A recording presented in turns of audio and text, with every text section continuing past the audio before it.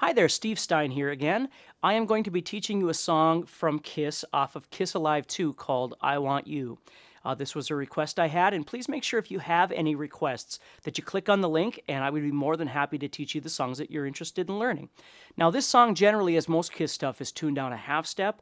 I'm not tuning down a half step, I'm just using my standard guitar for this, okay? So if you want to play along with the CD or the MP3 or whatever, make sure that you tune down your guitar a half step for that. Okay, so needless to say, to do this song, you have to be sort of equipped with, knowledge of power chords and hammer-ons and pull-offs and, things like that. I'll try and show you some of the solo as well. Now, I've got some notes that I'm going to have to refer to every once in a while over here. So anyway, let's take a look at the beginning of this. So the beginning of the song starts with G, D, E minor, and C, D, E minor. And in this part, Paul is simply picking through the chord, and then he's singing. So it's kind of clean. And right now, I'm running this through my computer, so I'll turn down a little bit. That's about as clean as I'm going to get. Now, the goal with this is to be honest with you, every time he plays this, whether it's a live 2 or not, the picking is always different. So what I'm going to suggest to you for the intro of this song is that you simply pick whatever's comfortable. So I'm going to show you a little bit here. So if I went...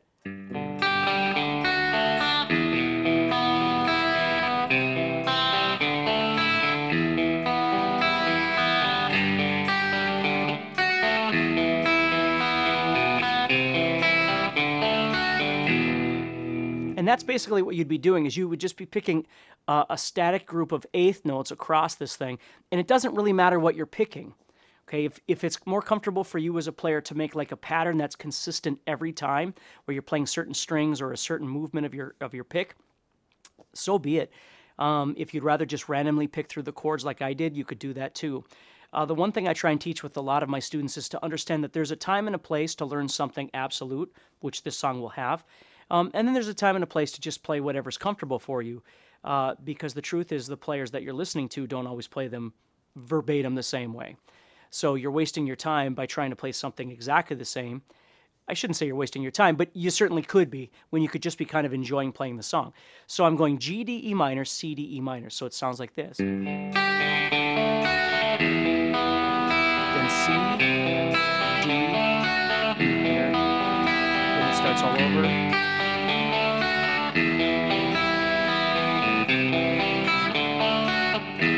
Something like that. And then we get into our concrete part of the song, which is the... Okay? And what we're doing there is we're making a 5th string power chord on the 3rd fret and moving to the 5th fret. Now, if you'd rather strum these alternate picking or down, whatever's comfortable, you're going to go... Or you're going to go... Okay, and then it goes into...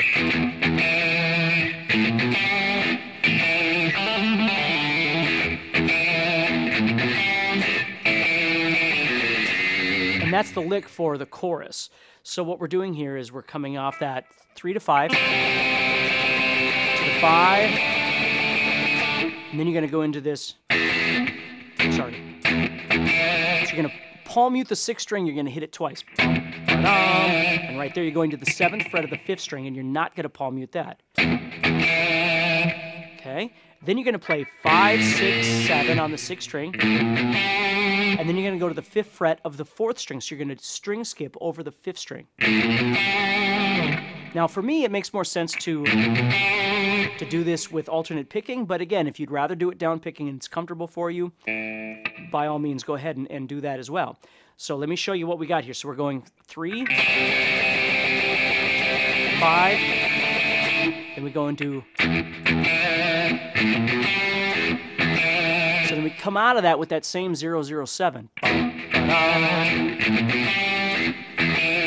Then he goes into a hammer-on pull-off thing from 0 to 2 on the 3rd string. It's called a trill. And you don't have a lot of time, so you just do as many as you can in a short amount of time. And then he does the same thing on the 4th string. And then you do that same riff again, 007, 5, 6, 7, 5. Okay, so let me slow that whole thing down. So I'm going...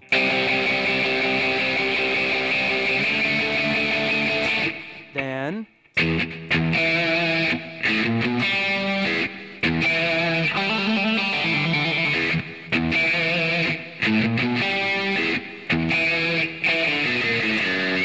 does that lick, and what he's doing there is dropping down a blues scale. He's going 7/5 on the 5th string, then 7/6/5 on the 6th string, then he drops all the way down to the 2nd fret of the 6th string, because he's leading to a G. Okay? So you're coming off.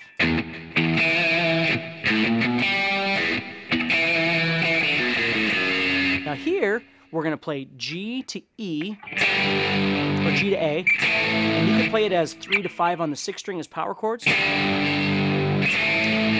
can play it from G to A like this, G to A as an open power chord. You could play it as an open G to A.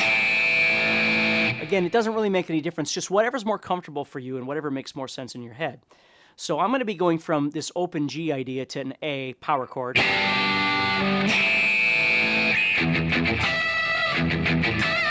Okay, so then what I'm doing is I'm going to pluck this 4th string palm muted 4 times, and then I'm going to do a unison bend by going to the 12th fret of the 1st string with my index finger, and the 15th fret of the 2nd string with my ring finger.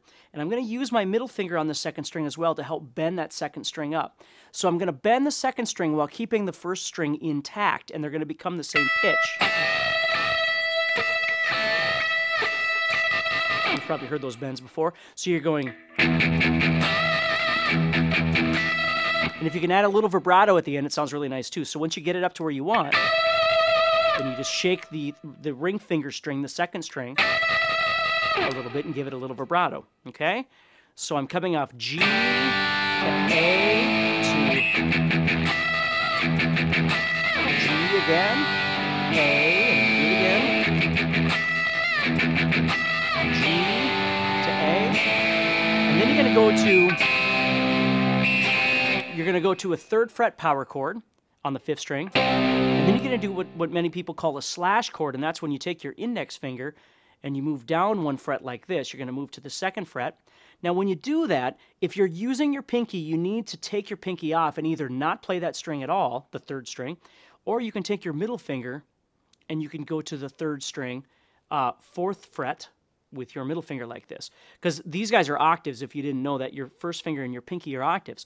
So if you move this guy down, you got to move this one down too. Well, you can't do that with him sitting here. So you're going to have to switch fingers. Or simply don't play that string. If you're a 2-finger power chord player, you don't even need to worry about it. So I'm going from G to A to...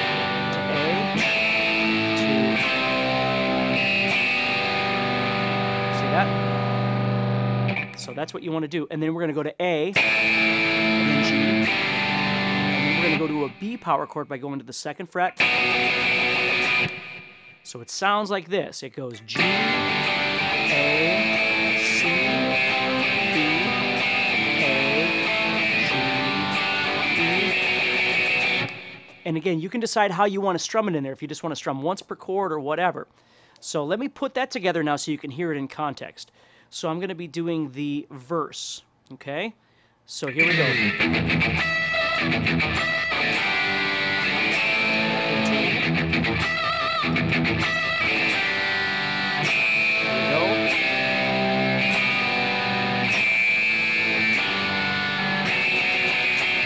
And then we're back in.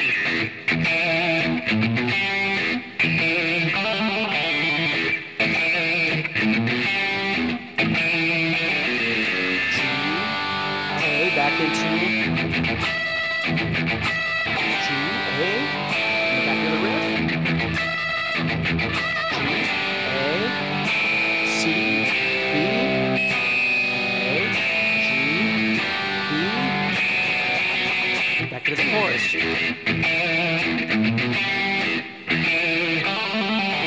Okay, and so on. Now, then it moves into the part right before the solo, and that part sounds like this.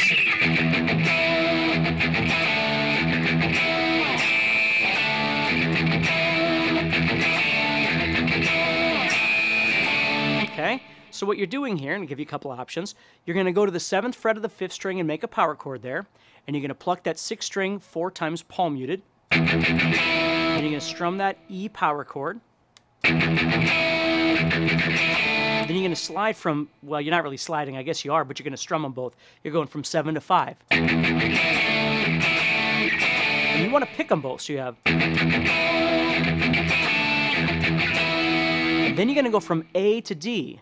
And it's kind of like a jump. It goes A to D. It's on the offbeat. The D comes in.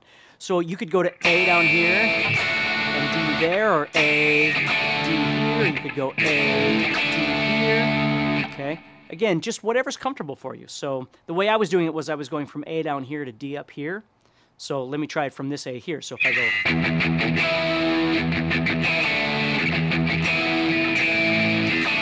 Or...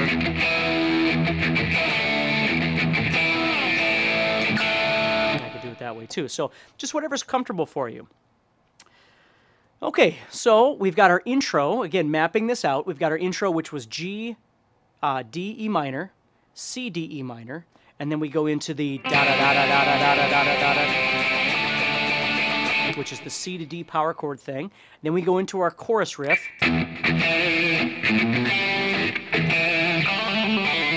And remember, that ends with that blues run down to the 2nd fret there, excuse me. And then you're going to go into the verse, which is G, A, and then that unison band. Okay? And then you come out of that doing G, A, C, B, A, G, B. And I'm not trying to go fast. The big thing I want you to understand is that with video, you can always watch it over and over and over. And one of the most important things that people don't do is get out a piece of paper and a pencil and just map these things out. Write down, okay, this is how my intro goes. You don't have to tab it all out if you don't want to. You can just write yourself some memory tips so you can visualize each pattern as they come along. I try and teach my students that a lot. That way, when they go to play songs, they're very efficient on learning how to play tunes.